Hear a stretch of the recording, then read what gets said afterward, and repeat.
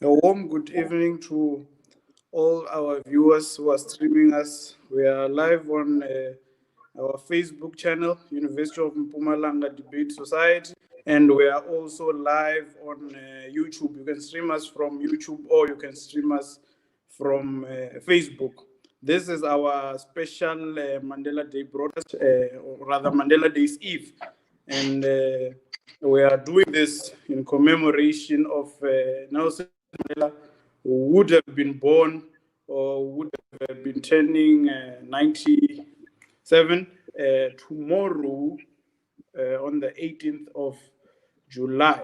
So I'm joined here by our keynote speaker, is Professor Zweletu Jolobe. Is an associate professor at the University of Cape Town. Is a senior lecturer in political studies at UCT. Is a deputy head of department in the Department of Political Studies at UCT. He joined political studies department staff at the beginning of 2005, and he has a PhD in political studies from the University of Cape Town. His research areas include international mediation, African politics, conflict resolution, and global governance. He's a researcher, he's an author, and also a political analyst. Professor Jolobe, welcome to the show. Thank you for having me. I think without any waste of time, you can take it away. Okay, thank you for having me. I'm very honored to be here.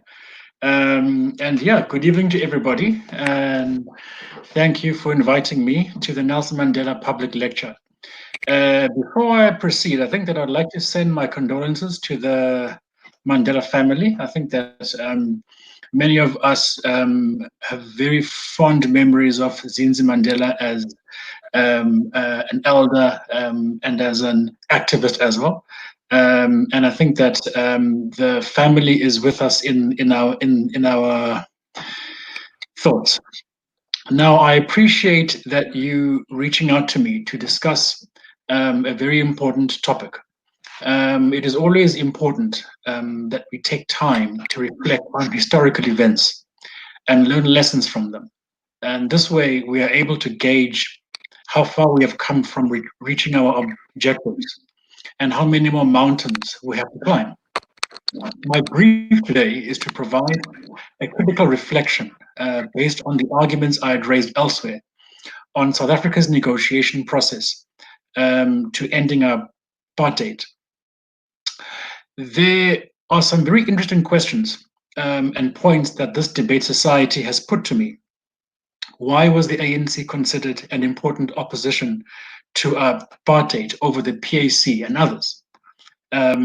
What led to the unsustainability of apartheid and the need for constitutional reform? What was the significance of the fall of the Soviet Union to the National Party government considering a negotiated settlement? Was the denunciation of the armed struggle inevitable? Was the ANC in a sell-out position? Was the balance of power after Inkatha Gate used to the best advantage of the ANC? Did the ANC deviate from the Freedom Charter? Is the current crop of leaders in the ANC living up to the legacy of Madiba? And what inspiration can we draw from the former statesman? Now, I will try my best to deal with all of these questions raised. But before I can begin, it is important that I make the following observation. It is important that we exercise caution when we evaluate historical events and the decisions that historical figures made and roles that they played in those events. From our position, we have the benefit of hindsight. That is, we examine these events through a review mirror and are able to judge historical figures on the consequences of those events and decisions they made. However, they did not have that luxury. I am not suggesting that we therefore should not or do not have the right to pass judgment on our leaders. On the contrary, we need to assess their role, primarily and in the first instance, based on the context within which they operated, the choices available to them at the time, and the perceptions they had of the conflict. After all, Nelson Mandela in 1991 had only been out of prison less than 2 years after 27 years. I have no idea what kind of person I would be after being incarcerated for that long. Further, we should also examine the decisions they made in context. The negotiation process in South Africa coincided with the escalation of violence. Violence shaped the negotiation process, the parties' concession points, and their tactics during negotiations. As the body count climbed, with more people dying, with violence becoming more gruesome, pressure mounted for a negotiated settlement at all costs. Under conditions of violence, whose victims were overwhelmingly Black, one is bound to make the kind of concessions you otherwise wouldn't. So therefore, how then should we reflect on the South African transition? What lessons can we draw from it? What does it tell us about the process of moving towards a more equal society through a negotiated democratization process? First, it is important to divide the negotiation process into 3 distinct stages. The first stage is the pre-negotiation stage, and this is the process that we can maybe call of getting to CODESA. Here, parties define their situation and decide on negotiated solutions. In the process, parties establish whether negotiations are worthwhile, and if so, agree on the agenda and the necessary procedure for negotiating a formula for the resolution of the conflict. So under these conditions, parties decide on what will negotiations be about, who should sit at the table, what will the procedure be, and how will they get to settlement. The first stage, therefore, is often more important and far more difficult than is usually supposed. The second stage is the formula stage, and this would be the CODESA negotiations. Here, parties negotiate a formula for the resolution of the conflict based on the agreements reached in the first stage. The point here, therefore, is that one should always see CODESA as a consequence of pre-negotiation, as opposed to CODESA as a process in its own right. And quite often we make that difficult argument in the sense that we argue that CODESA, or that our main, or what should occupy us, if you like, is to interrogate CODESA per se. But my argument here is that the principles of CODESA, that is, what is negotiated there, how parties negotiate, who sits there, who has authority, who has weight, are all variables decided elsewhere, which means that for us to properly appreciate the agreement that is reached at CODESA, we have to take a step backwards. We have to look at what happens beforehand. The third stage is what we may term the detail stage. And this is where parties negotiate details to implement the formula. Within the broader South African context, we can therefore call this the process where parties negotiated a new constitution. Now, why then did negotiations happen in South Africa? I think that in order for us to answer this question, we have to answer 2 sub-questions. And the first one is, why did the ANC choose to negotiate at all? And after that, why did the National Party choose to negotiate? And I think that perhaps we can deal with the situation of, why was the ANC the main actor, or what conditions made it possible for the ANC to become the main actor, perhaps during the debate. Now, I put to this debate that there are basically 4 conditions that influenced the choice of negotiations for the ANC. The first one was international Western pressure. And I think that often we tend to de-emphasize the importance of Western pressure for our negotiation process. The most important source of that pressure was the United States of America. And this happened in 1983. Now, the USA was the lead mediator in the Angolan Civil War.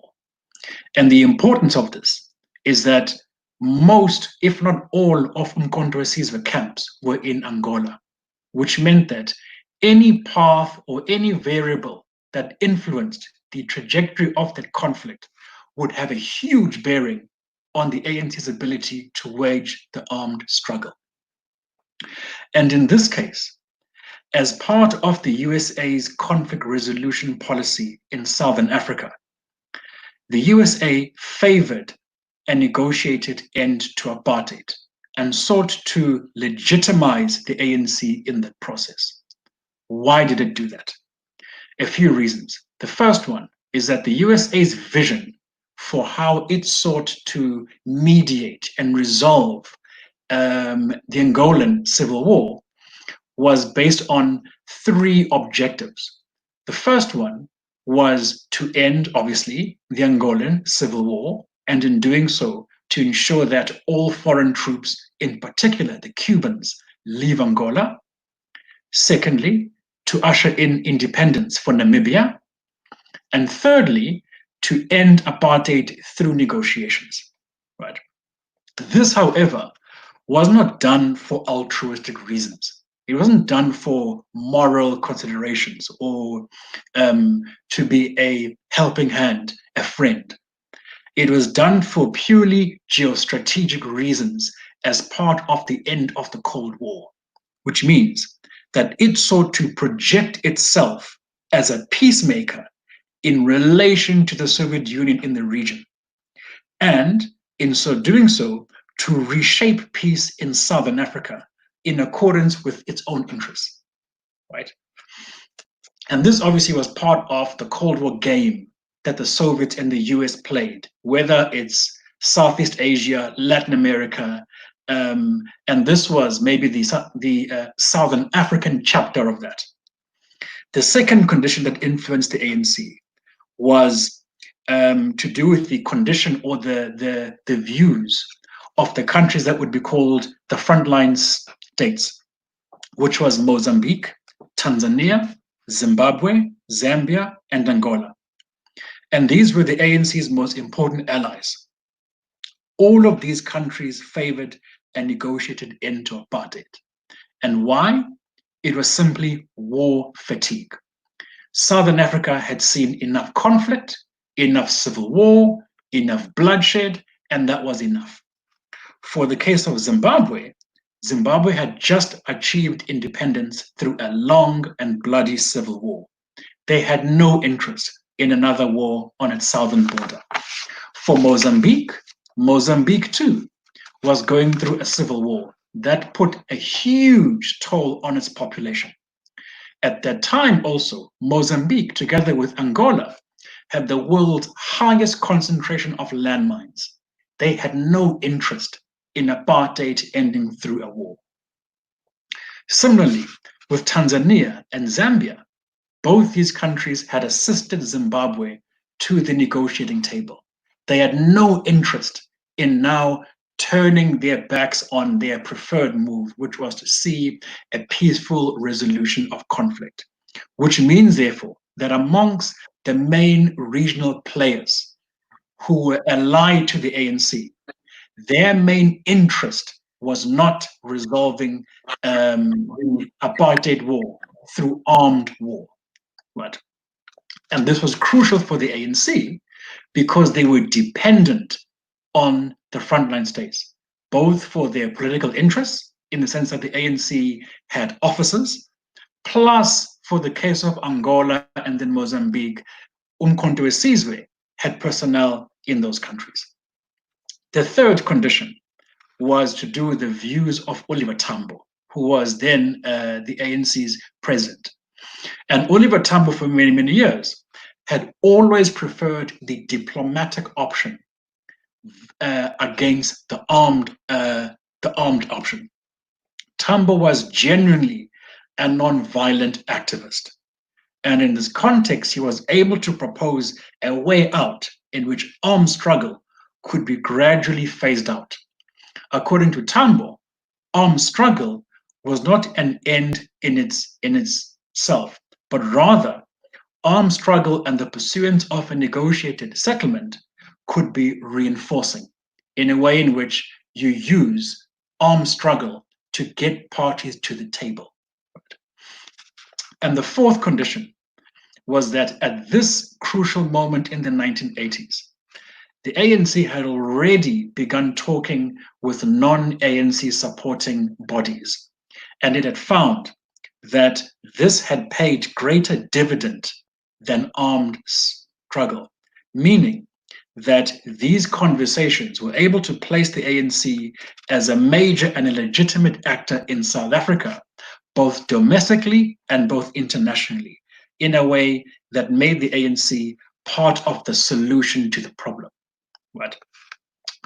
The final point that I must note here is the context, and that was in the 1980s, the ANC, or put it this way, or Umkhonto weSizwe, if you like, simply could not and had limited ability to provide tactical guidance to the 1980s uprising, which means that at that moment where South Africa experienced conditions for a social revolution, Umkhonto weSizwe was not able to reinforce that uprising in a meaningful way, right? And obviously there are reasons for this, and we can talk about these reasons. And I think that this was compounded by what happened in 1988, which is something that breaks the camel's back, where all parties to the Angolan conflict sign what is termed the New York Accords. And the New York Accords are not spoken about as much in the South African discourse, because the consequences of these accords was that they resolved the Angolan conflict in the 1980s. Resolving it meant that all foreign troops had to leave Angola, which by then included Cuba, the apartheid government, SWAPO, and most importantly, Umkhonto weSizwe. Once Umkhonto weSizwe leaves Angola, they can no longer wage the armed struggle in a meaningful way. They were expelled from Angola and then expelled from Zambia to Uganda. Once you're in Uganda, there's no way that armed struggle is an option anymore. Recall, this happened in 1988. This is 2 years before the signing of the Pretoria Minute. And so when we think about the Pretoria Minute, we should bear in mind that the armed option had long ceased to be an option before even the release of Mandela. And it's also important to note that when de Klerk releases Mandela, they already know that there's no way that the ANC is an armed threat anymore. Right. Now, as for the National Party government, why did they choose to negotiate? This is a simpler question, right? In the sense that the National Party government chose negotiation in order to legitimize constitutional reform. What do I mean by this? I think it's important for us to have perhaps a different view of apartheid and at the same time a different view of colonialism, right? And that whether we call it apartheid or colonialism, it's one and the same thing. It's a means to an end. A means to what end? A means to ensure white minority rule. And so rather, we shouldn't so much see apartheid and colonialism as ends in of themselves, but are simply means towards an end to entrench white minority rule. Why is this important? This is because the central question that was raised by some apartheid people in the middle to late 1970s was whether or not they were able to achieve white minority rule without apartheid. And the answer was yes.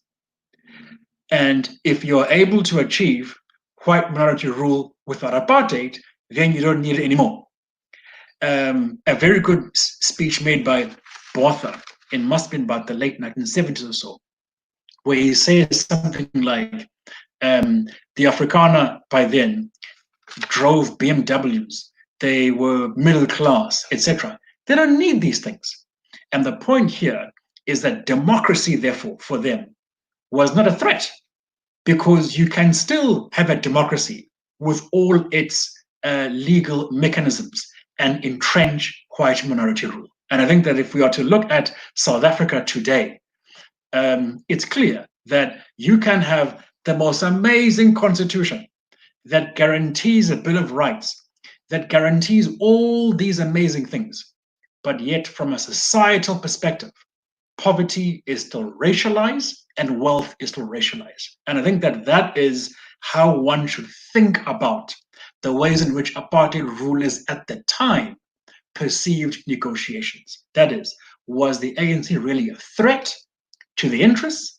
Was democracy really a threat to the interest? How did they approach negotiations? It was all to do one and the same thing. That is, find different ways and mechanisms to entrench white minority rule.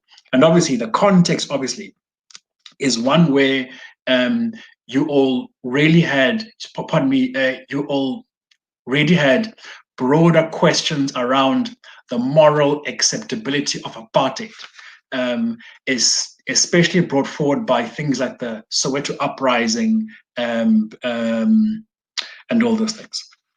And so therefore, I think that in terms of the brief that I've had, that does in many ways answer two of the questions. That is question 6 and 7, in which the Nkomatia Court in 1984, together with the resolution of the Angolan Civil War in 1988, rendered the arms struggle obsolete 2 years before the Pretoria Minute. Now, our discussion thus far has also resolved the whole issue of the Soviet Union, in the sense that we should therefore not get excited around these arguments that the reason why de Klerk had some kind of premonition was because the Berlin Wall fell. Negotiations were happening way before the Berlin Wall fell. And rather we should see the debate around the significance of the end of the Cold War more as an excuse, or as something that many national party leaders overstate. I think that the research that I have done, for example, reveals that talks have been happening way before 1985 even. And that they had to do a lot with this notion of reform from the point of view of the National Party, but also from the point of view of the ANC, this whole notion that many of the ANC's allies in the region simply did not have the appetite anymore for civil war. It was no longer an option for them. Perhaps it could have been in the 1970s, but by the 1980s, war had done enough bloodshed in the region to convince them that, in fact, the only practical way out of the apartheid mess was through negotiation. And so you had this, and so therefore for me, what I would argue is that you had more conditions that were favorable for a negotiated settlement than otherwise. Now, I think that at this point, it's important that I deal with the Mandela question, since this is a Mandela Day lecture. And I think that I do have a few observations here. The first one is that history has placed Mandela in a very prominent space in the South African liberation movement. I mean, I sort of hesitate with this because in as much as Mandela is a giant of the liberation movement, and in as much as Mr. Mandela also is a founding father and played a prominent role, not just in terms of ANC contra Sizwe, but the general civil rights discourse. I think that there are some problems with the way in which this role is overemphasized. For example, if one takes Robben Island, for example, which is a place that has a very important memory, that housed a lot of political prisoners. And if a youngster today who is maybe 18 years old or even 15 years old takes a trip there, the one thing that would stand out is that a lot of Robben Island is about Mandela's memory, which is fine to one extent. But on the other extent is that there are many other activists who are also anti-apartheid activists, some from SWAPO in Namibia, some from the PAC, some from AZAPO, some from the Black Consciousness Movement, some from all different formations who were in Robben Island and who have a rightful place in the memory of that island. And so while Mandela was a giant of the liberation movement, he was one amongst many giants, many of whom paid the ultimate price while fighting against apartheid, whether in Namibia or whether in different parts of the world. Others died in foreign lands and were buried in foreign lands, and others are therefore often not afforded that privilege. And so it's important that when we do remember Mandela, we also remember all the other giants of the movement, some of whose names youngsters today simply just don't know, right? But I think that it's important that we remember nonetheless. Now, how does Mandela emerge in the context in which we've come to understand him today? I think that Mandela as the kind of icon, if you like, or the image, the saint, if you like, emerges as a significant role player, in part as a result of activities of the anti-apartheid movement. I think that here we must, if we are to sort of distinguish the different parts or phases of Mandela's role, one can look at that phase in the formation of the ANC Youth League in the 1940s. We can look at that period where, in the immediate period after the formal inauguration of apartheid, which happens through various campaigns, such as the Defiance campaign, etc. And then there's Mandela, that comes as the founding commander of Umkhonto we Sizwe. Then there's Mandela in the treason trial, in the Rivonia trial. And then there's Mandela who reemerges in a very popular way, if you like, as part of activities by the anti-apartheid movement. And the strategy of the anti-apartheid movement then, this is now the mid to late 1970s, was to highlight the plight of political prisoners as a way of protesting against apartheid. Right? And where Mandela gains significance in this regard is for a few reasons. The first one, obviously, is the history. That is, Mandela was already an established, prominent ANC leader, as I said, and was already a founder of Umkhonto we Sizwe. The third is that he was close to Oliver Tambo, meaning he was not only just another ANC leader, but he was one who was close to its president, which means, therefore, that in the context of the anti-apartheid movement sort of campaigns, he becomes that most important political prisoner, right? And obviously, as the anti-apartheid movement becomes arguably the largest social movement of the late 20th century, Mandela in many ways becomes its face, right? And Free Mandela becomes its slogan. And soon, Mandela's release and his role as part of South Africa's political solution becomes the most important agenda. Mandela's stature grows, obviously, during this negotiation period. His ability to handle pressure, to read the opponent, to take his side with them and in their confidence, to not flinch or blink under pressure, is what we as theorists of negotiations and mediations, etc., understand as the ideal negotiator, right? So, I mean, if I think about Mandela as a student of, say, negotiation, he in many ways embodies the qualities of all these books we've read that look at what is the ideal practical negotiator. And he is the ultimate bargainer in this case, right? But obviously one that has got that human face, right? So if you look at, say, some of the contemporary negotiators that we look at, for example, that people like Richard Holbrooke or people like George Mitchell, Kofi Annan, etc.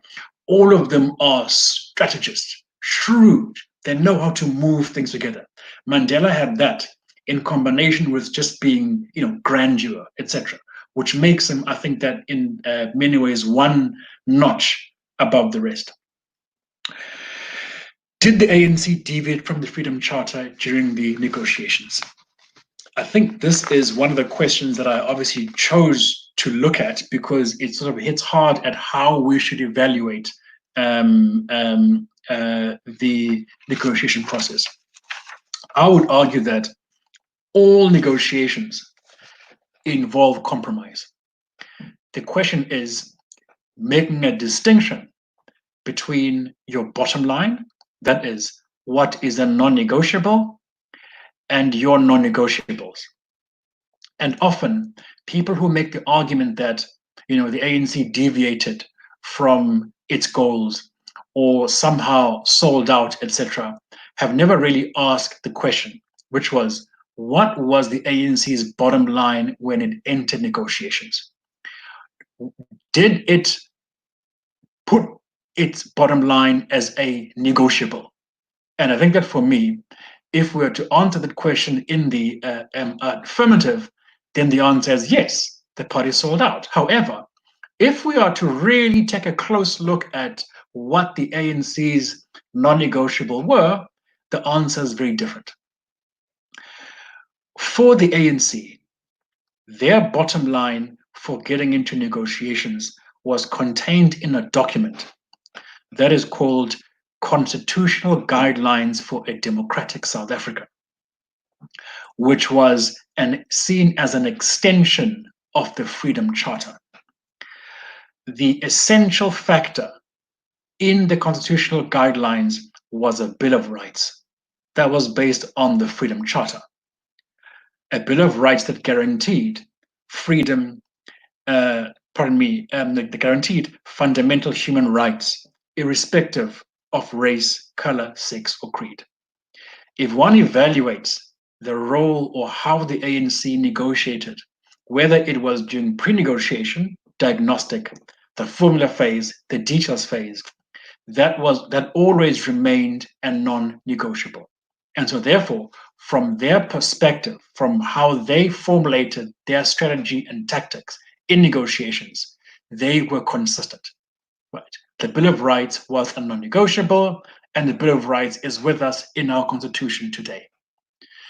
Now, the answer, therefore, is a no. ANC did not deviate from that. And I think that we can maybe talk a little bit more about that and about how we should dissect other things from that. The final question I want to answer before we move on to the debate, because I see that I've been talking for a bit too much, is is the current crop of leaders living up to the legacy of Mandela? I think it's important.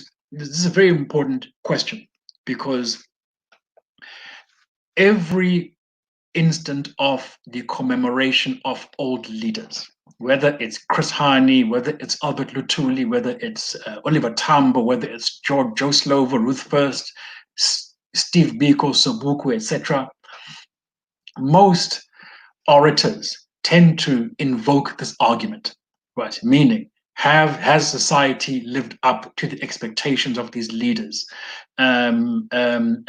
judging ourselves according to them? And I think that in many part is dangerous, because it doesn't appreciate the context within which those leaders operated, firstly, pardon me, and two, the fact that our context now is different. Most of our leaders emerge out of a very, very different set of circumstances. Many of them are, for example, elected. Elections in and of themselves doesn't necessarily always produce good leaders. I think that we should not assume that, because now we are a democracy, that all leaders who emerge out of this process are invariably going to espouse those values, and that running a country requires a very different skill set from leading a mass-based social movement. And so the answer to the question simply is no. No leader today who is in elected office can ever live up to the legacy of Madiba, in the same way as no leader can live up to the legacy of Steve Biko or Chris Hani or Joe Slovo or Ruth First. And it's not because I suggest that they're inherently flawed people, but that the circumstances that produce the qualities of those leaders is different. And I think that these days we require a very different kind of leader, not only to sort of try to live up to the dream or to the ideals of those leaders, but most importantly, to respond to a new and a very different set of challenges. I think that I should end my discussion here to allow enough time for us to talk more about either what I've said or perhaps things that you think I should have said and did not say. I think I'm willing to go either way there. Thank you very much. Thank you very much, Professor. I think you've said a mouthful. Well, firstly, before I allow my panel to join in, I would also like to address the issue you mentioned about why, or some of the reasons why the National Party government chose to negotiate.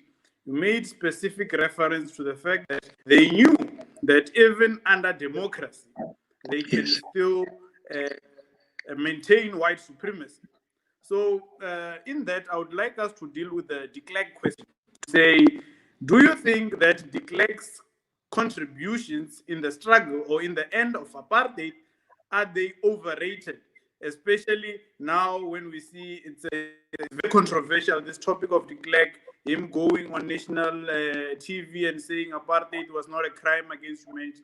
So I'd like us to deal with the position of de Klerk such that could also be given or be awarded the Nobel Peace Prize. And I don't know if I must give you all the questions or I'll ask the other one.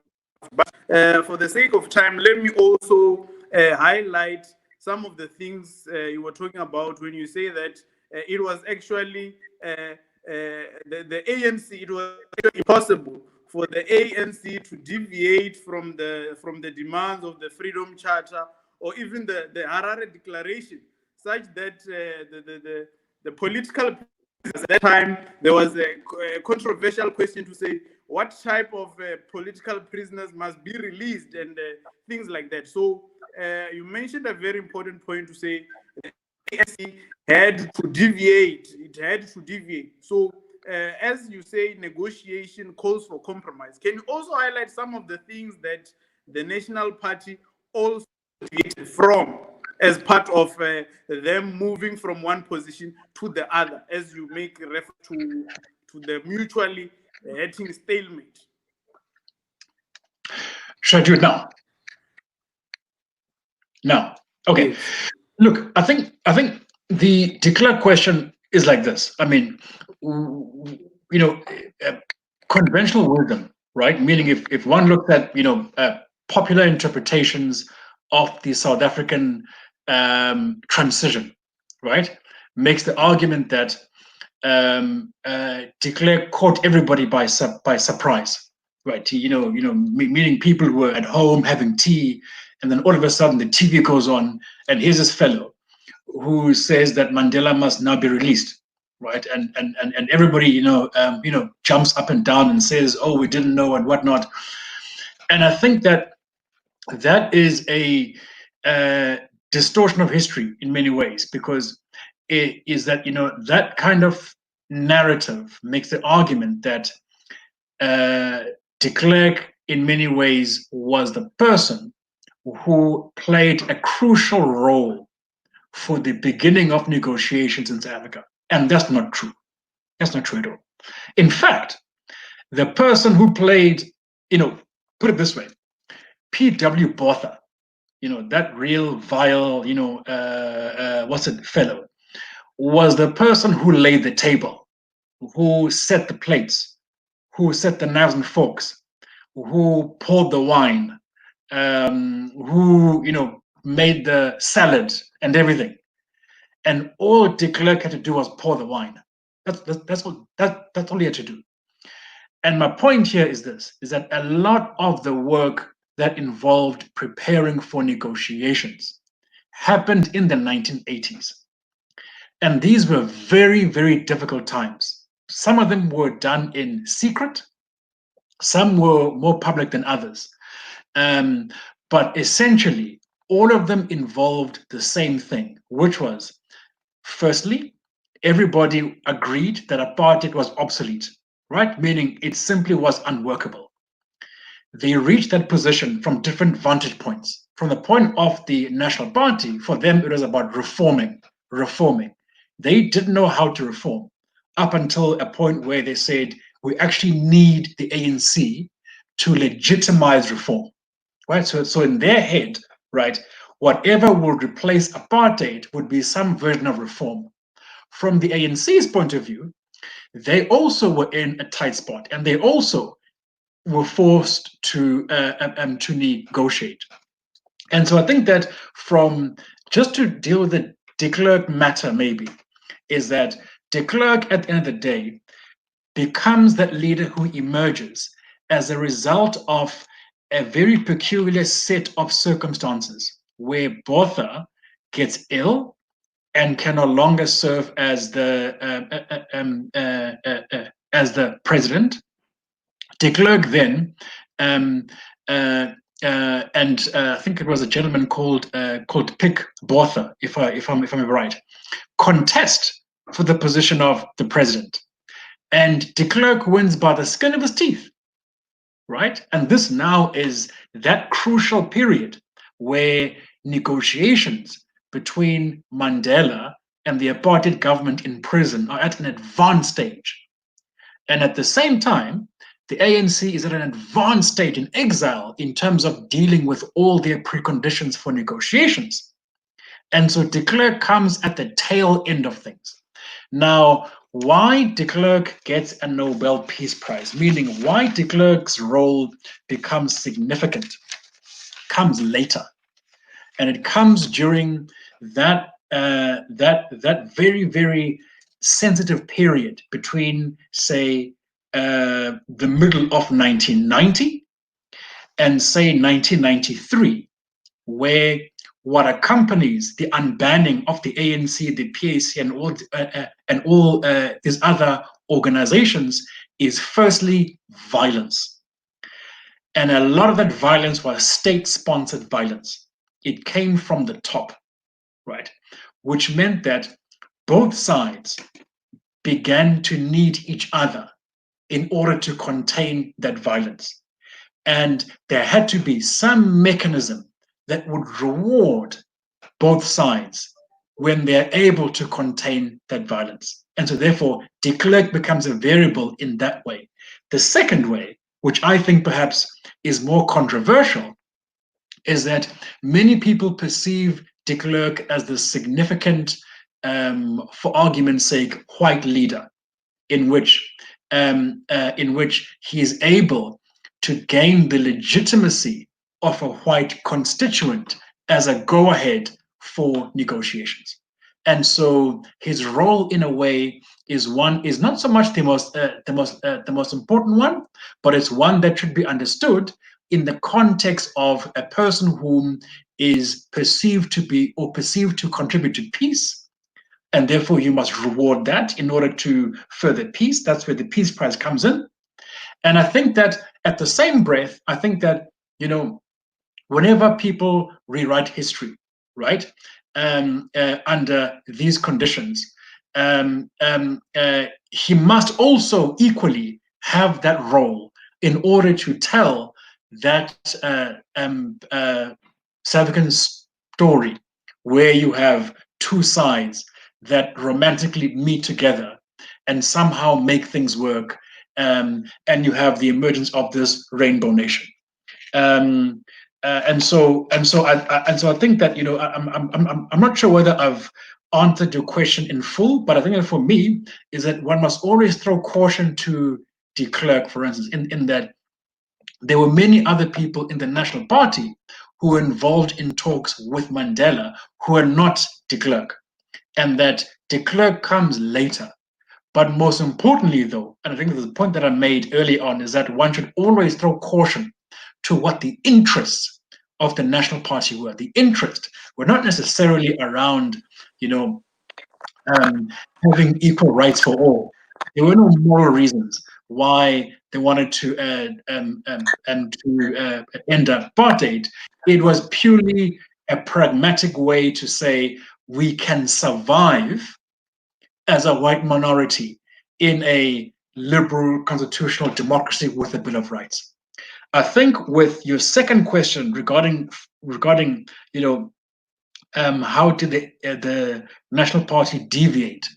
I think that, if one thinks about how the National Party thought about reform, for example, there are a few ways. The idea of apartheid was always based on this notion that, the end goal, the vision, if you like, would be one where Black people would, in the end, become foreigners, right? Meaning we'll all somehow, become a citizen of Venda or, Ciskei, Transkei, etc. When that becomes unworkable, then they say, well, then now we have to reform it in a way in which, yes, we give Black people a certain amount of rights, but then we still retain the right to control things, right? And obviously, once the uprising happens, these guys realize that actually all our formulations or all our thinking around the end goal of apartheid is unworkable. And so therefore, all they had left was this notion that, okay, fine, we agree with the ANC on this matter of the Bill of Rights. However, the Bill of Rights must also guarantee minority rights. That should be entrenched legally. And that became their most important non-negotiable, if you like, in that they said, you know what, fine, you guys can have it all, so long as your laws guarantee minority rights. And that became the most sticking point during the CODESA negotiations. And I think that the point where the National Party deviate from their stated goals is when they agree to ditch minority rights as a non-negotiable. However, and I must put a disclaimer here, is that even in the event that they ditched minority rights, it still meant that most people who were white still occupied position of privilege. That is, white minority rule became possible even without minority rights being entrenched in a Bill of Rights in a new constitutional democracy.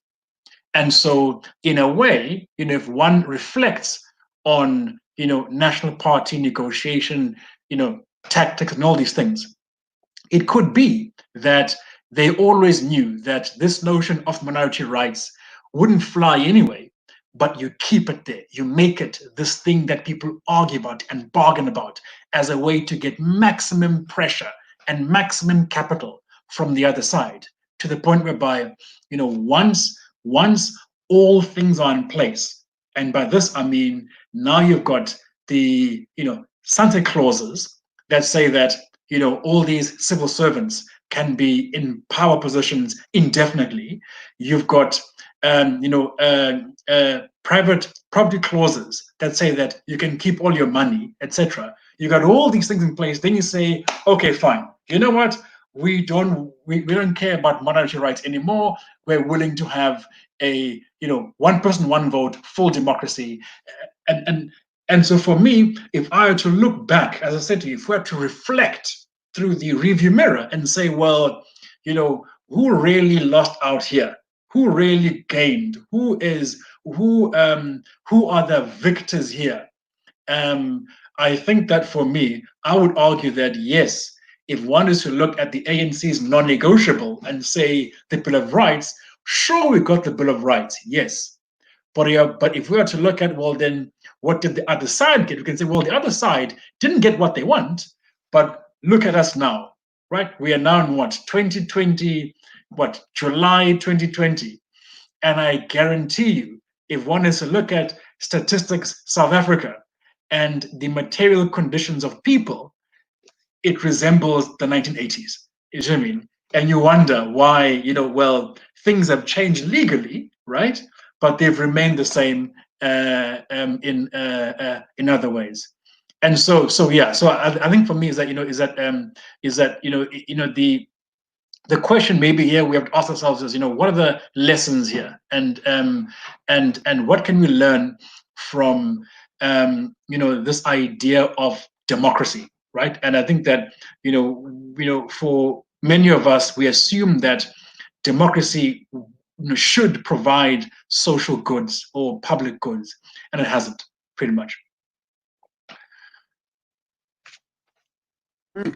Thank you very much. Thank you very much for that insightful response.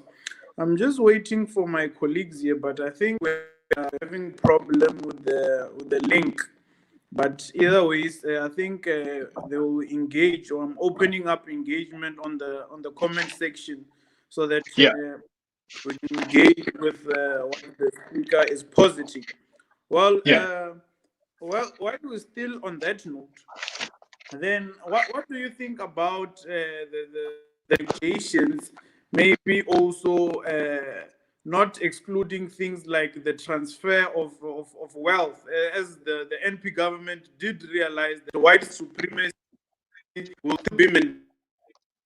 Think about people that the negotiation, the ANC was in a sellout position because they could not get economic freedom. And what's on that one? Because I think most of the critics that come with that whole transition process is that the apartheid government still had their way out. As you are saying that if we would say there was an ultimate winner of negotiations, it would be still the government. What's your stance on that one, especially towards the economy, even when we are making a special reference to, because I read one article, they were talking about the TEC, where the government at that time was taking loans from the International Monetary Fund, which forced the ANC to abandon its radical position on the nationalization of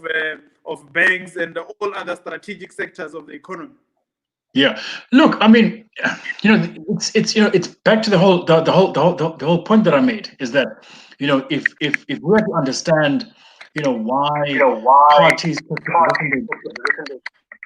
especially in we have to say what happened in the 1980s, and how did the and so I think that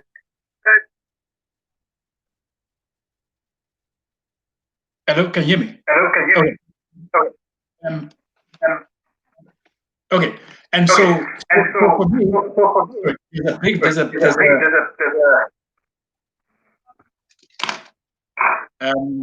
my voice is echoing. Anyway. So my answer to that question would be this: would be, you know, and this, I think that if you guys, if you read my, I think it's in my book, and also it's in the thesis, is that, you know, the there was a relationship that was formed between many members of the ANC and many big corporations in the 1980s, right? And the point here is that a lot of big corporations in the 1980s ditch apartheid. And this is not only, like your big people here, like, De Beers, Anglo America, etc. It's also major international multinational corporations. And these people begin to talk to the ANC, right? To the point whereby, in about, say, late 1980s, they support secret negotiations and conversations around different models with the ANC, right? And so by the end of the 80s, you already have this relationship that many people who in the end become senior South African leaders after apartheid forge these relationships with these big firms. And this has got implications, right? So we shouldn't assume that whenever, say, Goldfields says that we're going to donate £1 million to you for you guys to go on a 3-year retreat and discuss different models, that is somehow charity. The second thing is that big business plays a huge role in terms of supporting a lot of ANC people, right? And so, and I think that, and I'm not trying to sort of suggest in a crude way that this ANC was somehow got bought by these people, but the argument here is that, before we've even discussed all these matters around how should a future economic model for the country look like, you already have an established relationship between big South African capital and the ANC, even before the release of Mandela. Right, that's the first thing. The second thing, and this I think is where you are trying to get at with, the TEC and all these loans, etc., is that one must always understand that the apartheid regime at the end of the 80s and beginning of the 90s was broke. It had no money. There was nothing, right?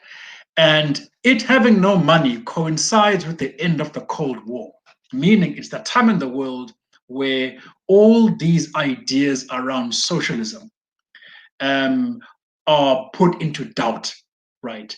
The whole Eastern Bloc collapses. Yugoslavia falls apart. Czechoslovakia breaks into two. Croatia leaves. Hungary goes somewhere else.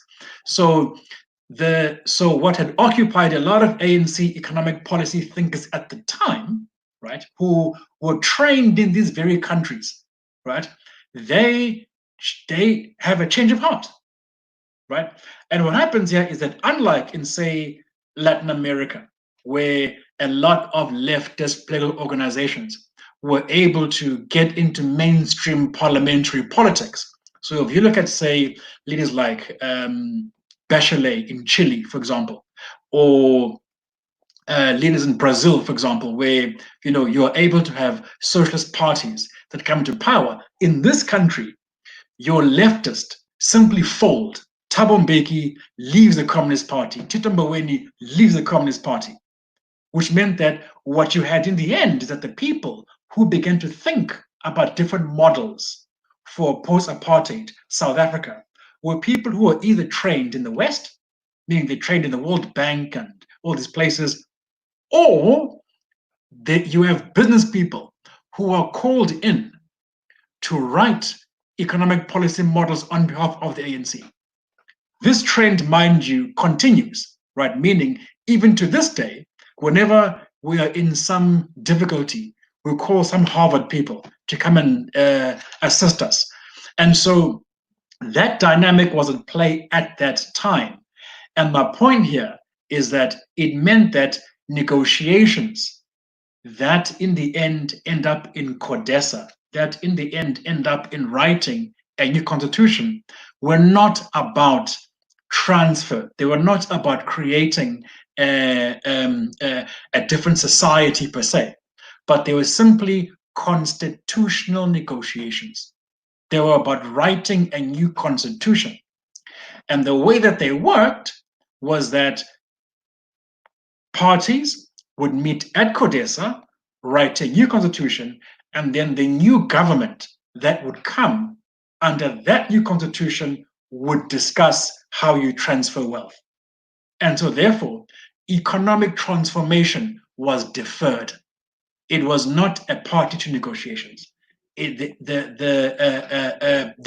equation, if you like, was that all matters around the economy, around society, etc., would be subject to the new government that would come into being after 94. And that's the point around pre-negotiation, why it's so important and why it's so important to understand what happened in the 1980s, because this is where people decide what is to be negotiated, firstly, and what is not to be negotiated. And what was to be negotiated were simply matters of a new constitution. What was not to be negotiated were all other things. So even, say, debates around amnesty or around who committed gross human rights violations were deferred. They said some tribunal after 94 will discuss and come and sort of come to terms with how we think about gross human rights violations, which is how the Truth Commission is formed. And so, I mean, this is a whole debate though around how we should think about CODESA, for example, is that often we make the argument that people sell out. CODESA comes later. What really happens is in the 1980s, and who plays an important role then. And I mean, a lot of those meetings with Anglo-American, etc., are now well documented. But a lot of the discussions they had in the 80s were around these very questions, which was, what kind of economic model will be in a new South Africa? And obviously, all these big firms, the reason why they remain was because they were given guarantees. The reason why Anglo, they would have long gone. Why all these people like, Barlow World, was because their deals were secured then, to the point whereby, I mean, there's even, when there's violence in the, after Inkatha Gate towards the National Peace Accord, the people who intervene are businessmen, these big firms, Barlow World in them. And so they continue to play that role in the transition as people who provide good offices, meaning they became a solution to the problem. And therefore, any debate now, we talk about transfer of wealth, etc., is long gone. I mean, because obviously, after 94, then you've got other stuff happening. You've got BE happening. You've got all these debates, which mean that in many ways we become locked into a market-based economy with all its problems, and that's why we are where we are today.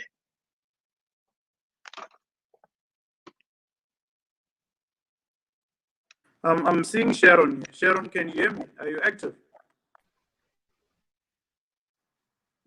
Sharon, unmute your mic.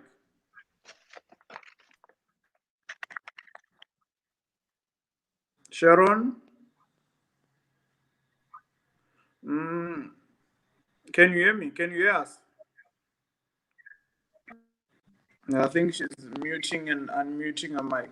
So I'm saying I'm here now. Can you have a comment or question on what?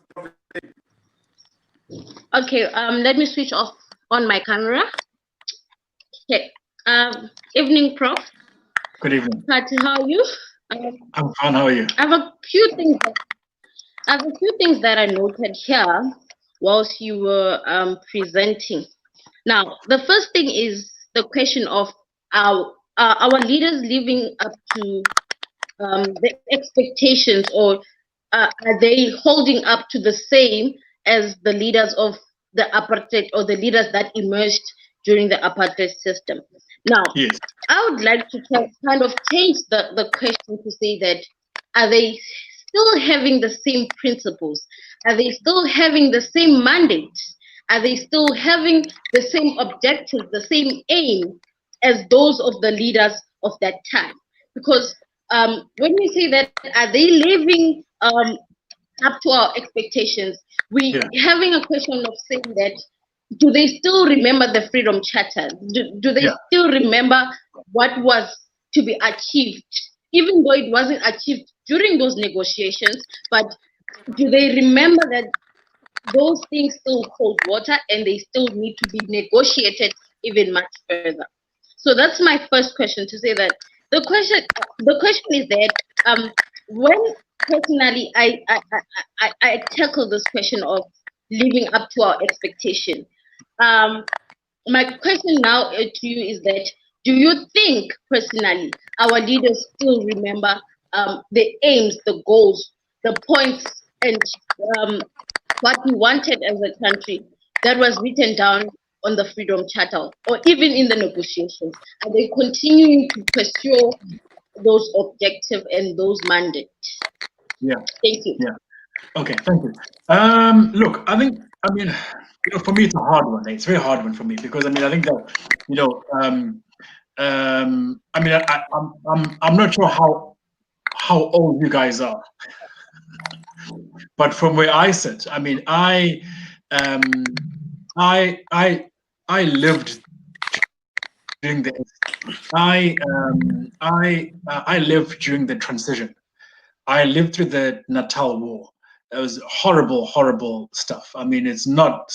I wouldn't wish it on anybody. I lived through the '94 and all these things, and just from a life kind of observation, and obviously given that I went into the academy, and I do was research, etc. For me, I have grown very, very skeptical of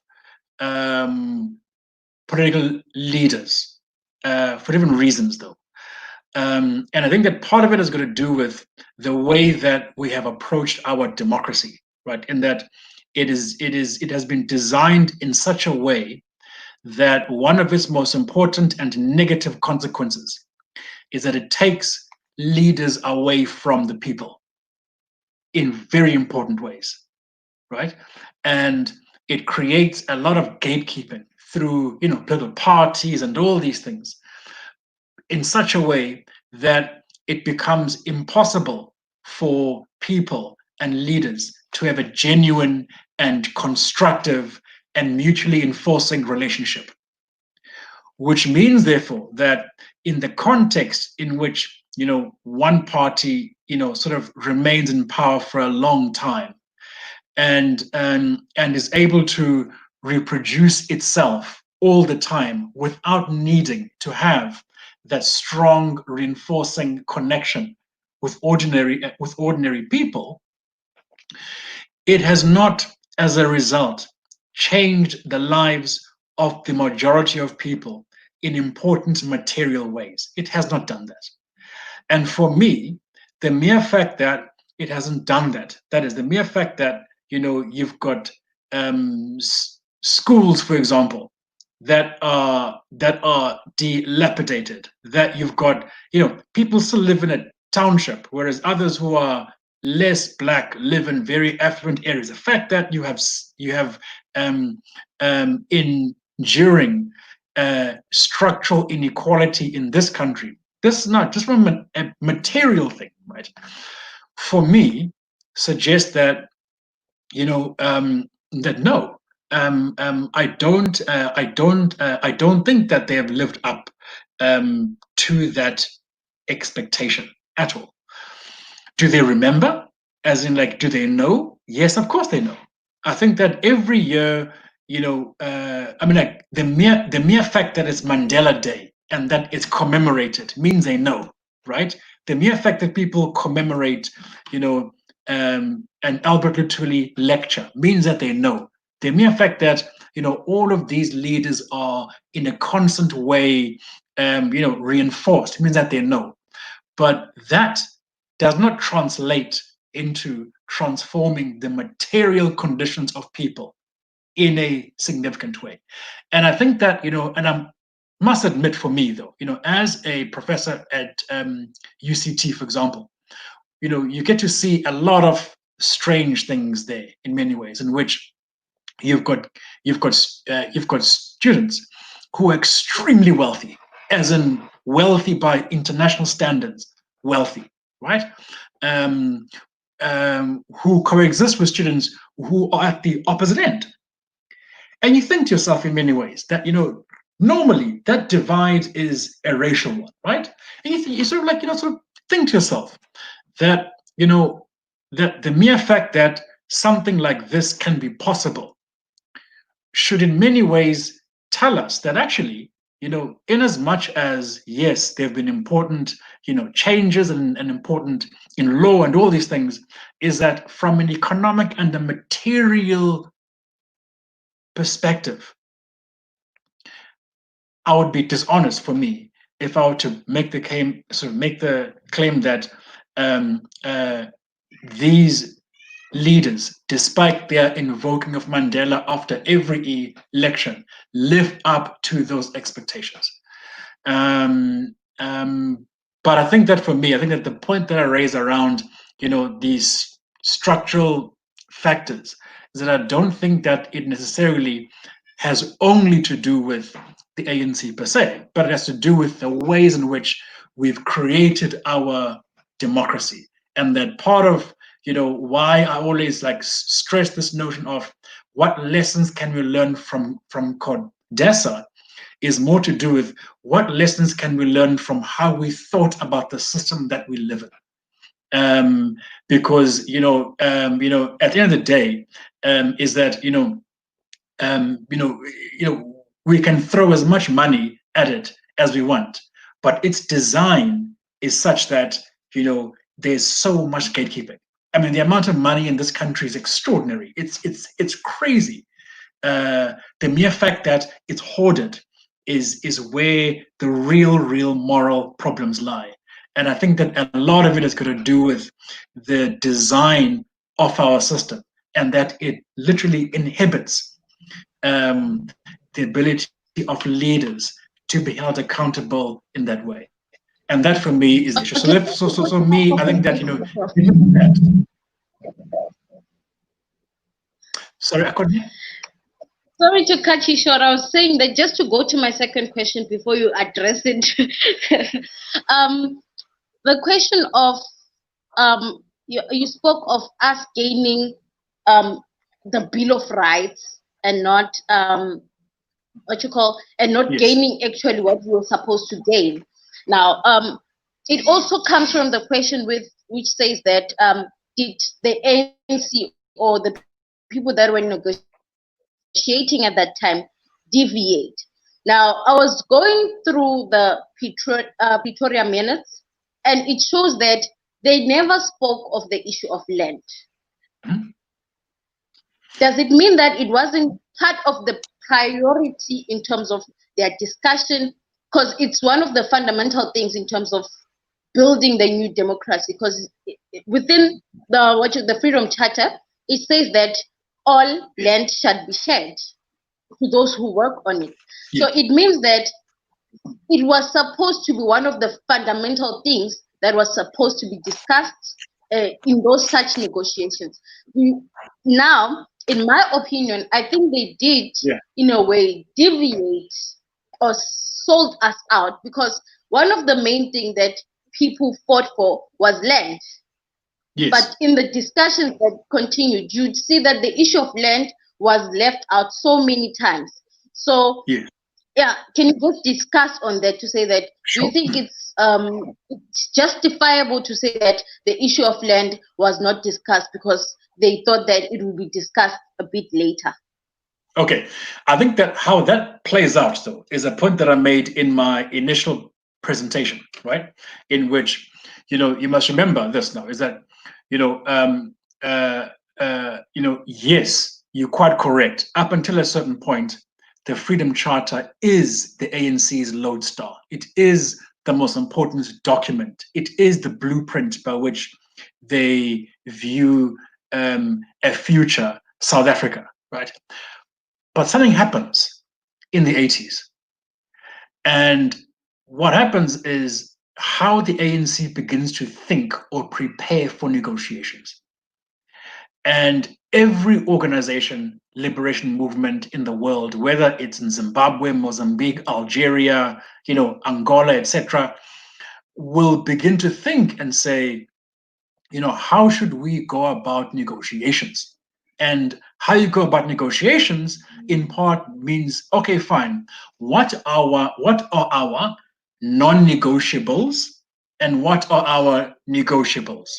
And for the ANC, they drafted a document called Constitutional Guidelines for a New South Africa that became like their Freedom Charter, right? So this was their base document for negotiations. And you are quite correct in the sense that land did not feature in as significant a way as it would have in the Freedom Charter. That is true. And so therefore, one could argue that you do have a paradigm shift in the ANC that happens in the late 1980s in preparation for negotiation. The point that I made early on, though, is that for us to appreciate how these things happen, we have to look beyond CODESA. We have to look at what were the discussions in that organization in the 80s around what are their preferences, what are their real goals, what are their real values. And for the ANC, the most important one, you must remember, is the Bill of Rights. That became their lodestar. That became their non-negotiable. And what a Bill of Rights contains, right? Fundamental human rights and all these things. And you're quite correct, therefore, is that all other matters, land reform and all these things, not that they were not important for them, but that they were not a party, they were not a factor or an item for negotiation, in the very same way as economic transformation was not a factor in negotiations. But for us to appreciate how that happens, because it does happen, mind you, meaning it's no surprise per se that in CODESA all of a sudden people are talking about a constitution, is that it happens before that. And in many ways, it happens as a result with whomever those conversations they had with. And there were many. They had them by themselves. They had them with people from the US. In fact, I mean, when I was doing my research many, many years ago for my PhD, I came across, in fact, I put it in my doctorate and in my book, is that I came across a meeting between, I think it was Oliver Tambo and the then US Secretary of State in 1987. And these people were on the same page. I mean, it's extraordinary stuff.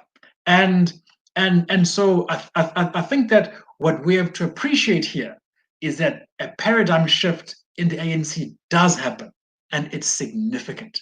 But it happens a lot earlier than we think. Meaning, by the time they get to CODESA, one can't really say that they are deviating from their objectives. Because when we say that, we're assuming that their objectives were still the same ones in 1955 or 56. And by 1988, they're not. You've had a major transformation. In fact, even the role of the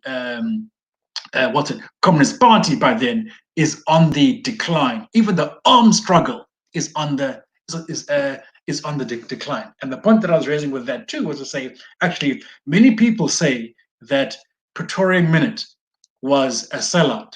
It was when the armed struggle died. It doesn't die there. It dies in literally 88. Before the Harare Declaration, the armed struggle is dead. And so I think that for us, in order for us to get a sense of, what's this beast that we have now? Who are these leaders? What are their interests? What are their values? CODESA, yes, gives us an idea around the thinking, etc. But in order for us to really examine the paradigm shift, we have to move a few years before that and say what was going on in that organization at the time. Because once Mandela is released, for example, he inherits this beast that is a change beast.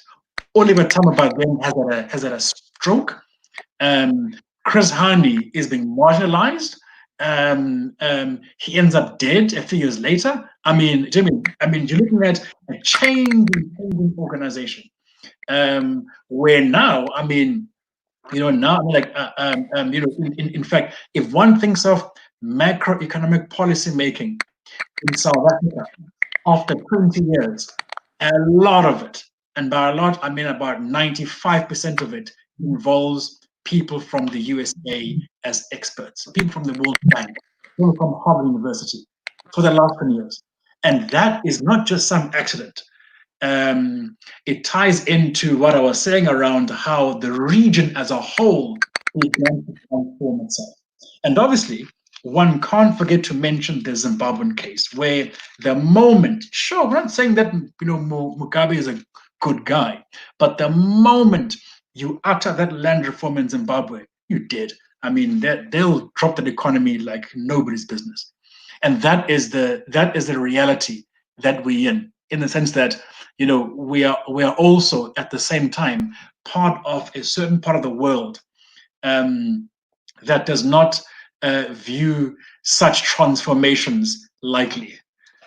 And once again, as I was saying, we must make a distinction here, between this whole idea around the end of apartheid and the end of white minority rule.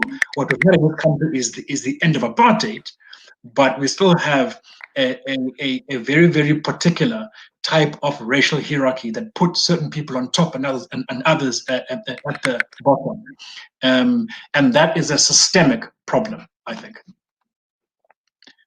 I hope I've answered your... Before you take a last bite, Sharon, I can see you want to take a bite again. I think let's go to the question here on our comments. I think Chaviso is asking what happened to the radical, what happened to the Mandela who, when he was underground, was radical after his release out of prison. I think that one we can.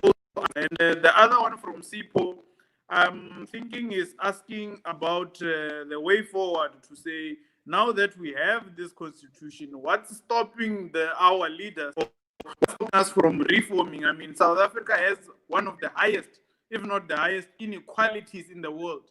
So from all that history, now that we have political power, we use our political power then to get economic power. Do we what sort of ideal do we follow now? And I think the other one, which I'm very interested in, which I missed at the first questioning session, is why was Nelson Mandela a bit dishonest about the links of the ANC and communism? Because it's the very same ANC who in the 1955 Freedom Charter talk about nationalization.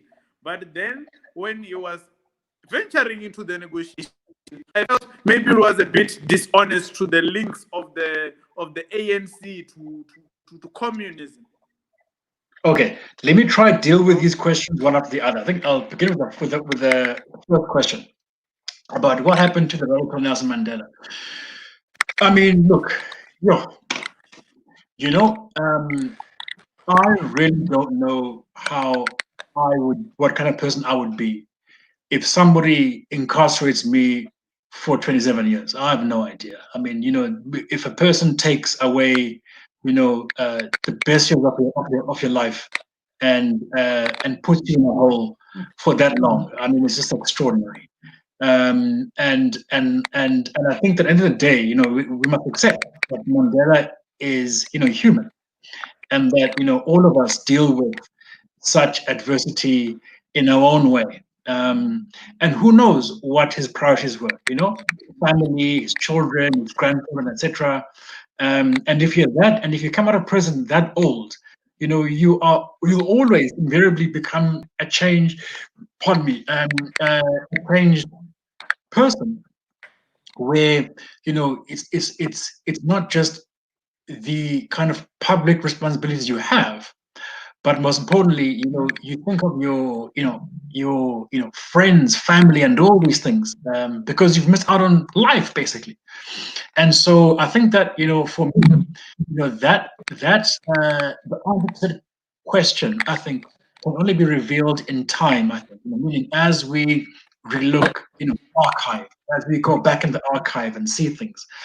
I mean, if I were to look at the archive that I looked at, for instance, and if I was to assess, you know, how people viewed him then, you know, there definitely are important trends. Obviously, there's a point where we don't know, right? And that's between maybe, say, you know, just after Rivonia, and maybe from Rivonia till about, say, what, late 1970s or so.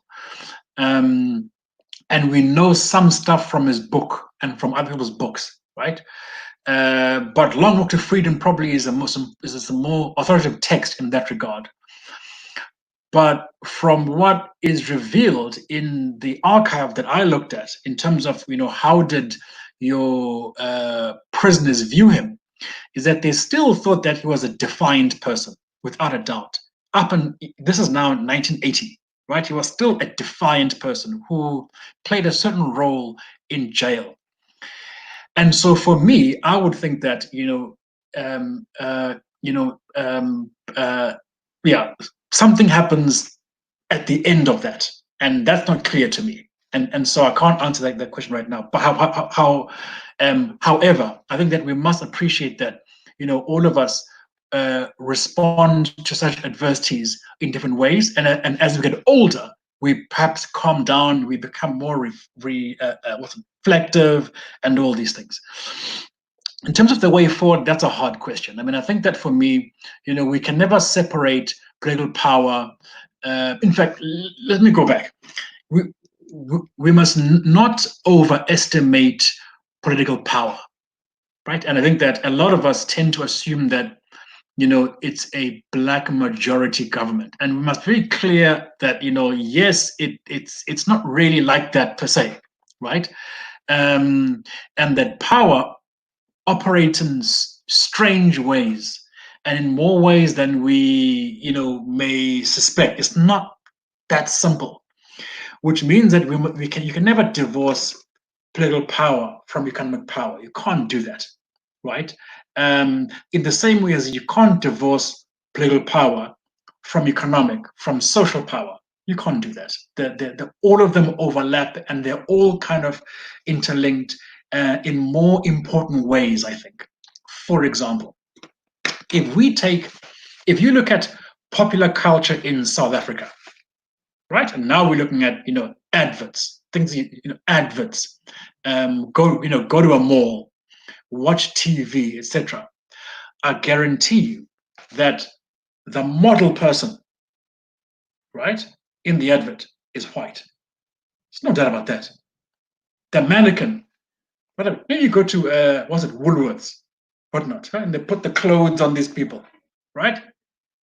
That mannequin is white. A plaster, you get cut, you put a plaster, right? The color of the plaster, it says skin type, but look at the color.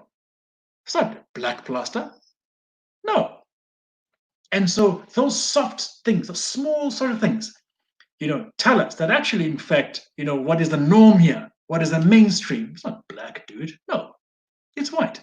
And so we can't fool ourselves here and assume that, because at the end of the day, you know, when we say political, we assume being in office. Being in office is just being in office. Political is about power. It's about shaping people's perspectives, right? And so, you know, then we go on to, you know, matters of the economy, for example, and we say, well, then, who, you know, which groups in the population have near full employment? Like, do you know that, for example, you know, white males have a higher rate of employment in South Africa than France? That's huge stuff. You know, and so for me, and if we think about all these things around, inequality and whatnot. At the end of the day, like, I'm not convinced that that the majority has got political power. I'm not convinced by that.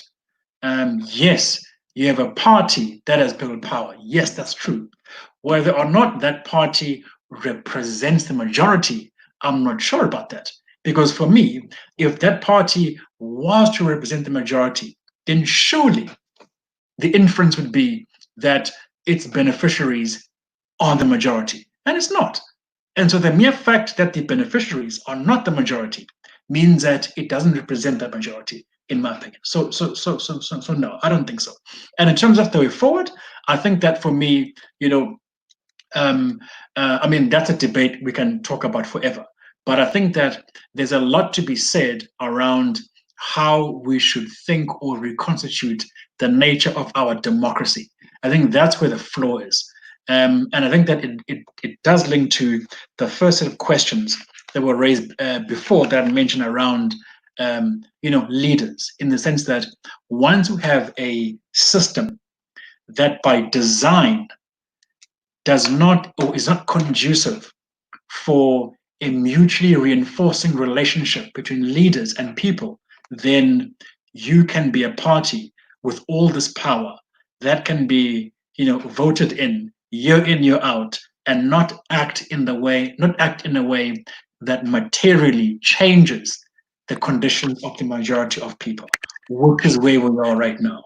In the sense that majority of people in this country are poor and they're black, and that's the reality. And that's not a subjective one; it is an objective reality.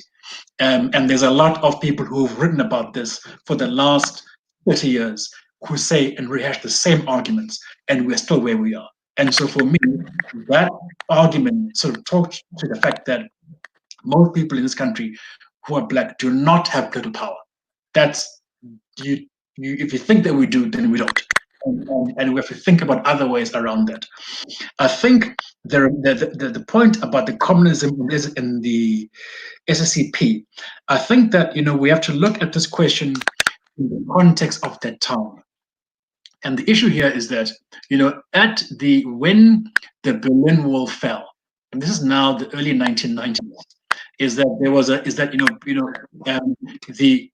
kind of international consensus then was that socialism doesn't work, that it fell, right? And I think that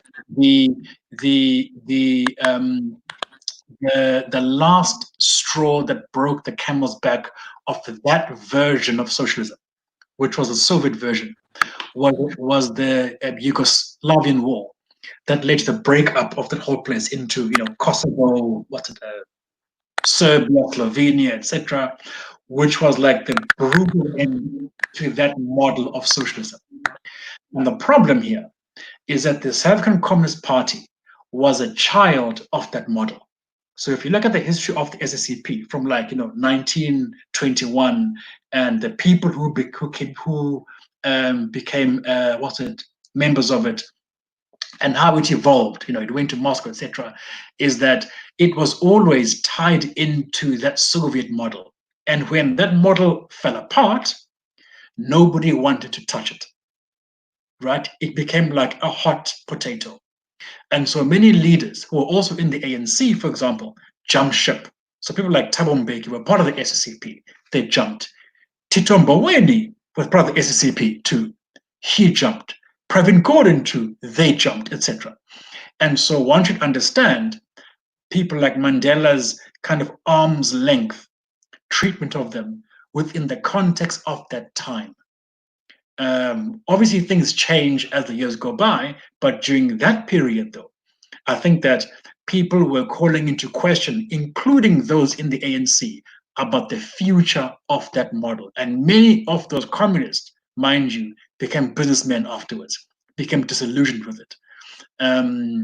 Now, whether or not there was a good thing or bad thing, history will judge for itself for that. But I think that to understand, why it happened that way, we have to appreciate the context of that time and the role of the SCP in relation to Moscow and the ANC, etc. I think I've answered those questions. I'm not sure whether I've given them enough justice. The last question now, because I think we've talked for just over an hour and a half. Yes, yes. An interesting question here is when did Mandela make friends with dictators like or so-called dictators rather, like the likes of Muammar Gaddafi, Fidel Castro, Robert Mugabe, and he was asked about that friendship. It was not clear. We are speaking about a Nobel Prize winner. We are speaking about a reconciliatory Mandela here. Yes. Okay. Look, I mean, look. Let's be clear here, guys. Is that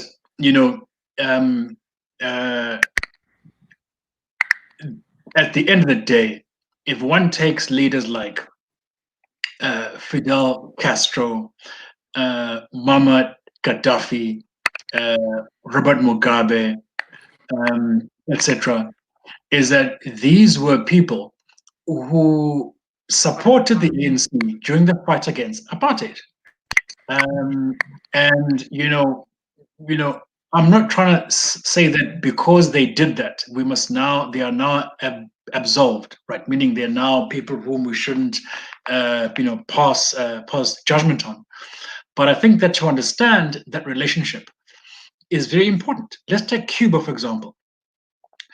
Do you guys know that, during the Angolan Civil War, Fidel Castro sent 50,000 Cuban soldiers across the Atlantic Ocean to fight against apartheid? 50,000. Name me one country in the world that would do something like that. One. And so this closeness with Cuba has to do with the fact that, there's no way you can pay that back with money. That's the amount of Cuban soldiers who died fighting against these apartheid guys. And so, that changes how people perceive those leaders. I mean, from an Angolan point of view, Angola obviously is indebted to that, because without the Cubans, literally apartheid would have overrun Rwanda. Imagine you would have apartheid racist soldiers marching into Rwanda. I mean, so there's that. And yes, I'm not saying that, that there's no problem around rights in Cuba. Of course there is. But that level of support is not just symbolic, it's real. It's saying that Cubans died to fight against these people. Then you can take Gaddafi, who probably is a lot more controversial, right? Because, of his role in North Africa and all these things. But the same thing with him is that these people were able to provide financial resources and training of our activists at times when people didn't want to. And then we can take Mugabe, who probably is more complicated, right? But at the same time, whether we're looking at ZANU or ZAPU, Zanla or Zipra, etc., we're all part of the same family. We are. Us from South Africa, Mozambique, Zimbabwe, Botswana, Namibia, Zambia, we are the same people in a day. And so, and I'm not saying that there are no problems. Of course there are problems there, but we have to deal with our problems in our own way. Then you take the other people that you didn't mention, for example, were also dictators. But the point is that what you have here is that sometimes, right, these people who are dictators risk their own reputation to help you. And the question then becomes, Yeah. what do you do then afterwards? Do you say, Werner, you treated your people like this, whatnot? Or is it tricky? And I think that for me, if I were to look at Mandela, the leader, I think for me, people often say they love Mandela because of the reconciliation of the things. For me, Mandela knew how to navigate very, very tricky situations in ways that other leaders today could not. I mean, just his inauguration, for example. I mean, I'm not sure whether you guys were born then. It was extraordinary. You had Bill Clinton and Castro in the same room. And he knew how to navigate and negotiate that. How to say, you know what, you just chill there for a little bit. I mean, and so in the same way as, I mean, look, I mean, I think that in fairness, people like Mbeki come a bit later, obviously, but Mandela for me, was a person who knew how to acknowledge friendship, how to acknowledge, people who help you out in ways that other leaders struggle with, I think. But at the same time, though, it doesn't mean that he's not a fallible person. That he's that he's without error or without mistakes, for example. And I think that if I recall Mandela, he's a person who always said that for him he's like any old guy who has made errors, mistakes. The only thing with him is that he's now old enough to be more chilled about it. And maybe what we saw with him was him being more chilled about it. Whereas, if we look at other leaders, like say, Mbeki probably would not be as chilled when things go sour with, Tony Blair or whatnot. Whereas Mandela knew how to navigate things in a way in which he says, you know what, you are not being so cool, but it's okay. You can come and sit with me. And so there was this very interesting, for example, interaction where, I don't. You remember when the Iraq invasion, where Mandela doesn't call George Bush Jr. He calls his father, and he says, "Dude, sort this kid out." Do you know what I mean? I mean, it's just like a guy who knew how to navigate around people, and so therefore, with dictators, it was the same thing. He knew how to handle and manage dictators in ways that other leaders can't. So, as Zuma, for example, would simply either cave in to it or keep an arm's length. Mandela knew how to negotiate with you, how to bargain with you, as in a way that makes, in the end, the dictator to want to be seen with you, as opposed to the other way around.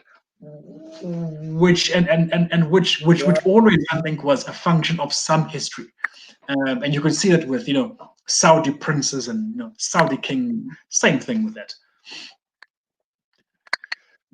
Yeah. No, I think, Professor, would like to have you some other time, but I think for tonight you've really said a mouthful, and I would like to thank you personally for being with us today in this public lecture. And I think it was a very productive interaction. I think I earlier on I said it would have been Mandela's 97th. In fact, I'm briefed that it's 102. So it's my calculations. So thank you very much, Professor. And I think that would be it for tonight. Thank you for all the people who are viewing, all the interactions. I think we can continue this because it's a very great platform to engage and scrutinize anyhow our leaders. I think thank you very much, Prof. No problem, guys. Thanks for having me. And yeah, I think that for me, I think that it's always important. Yeah, it's always very important. I think that for us to engage across universities, and yeah, I mean, I think that it's all about learning. That's the main thing. Guys, have a very good weekend. Okay. No, okay, you're welcome. Okay, thank you very much. Okay. Okay. Bye-bye.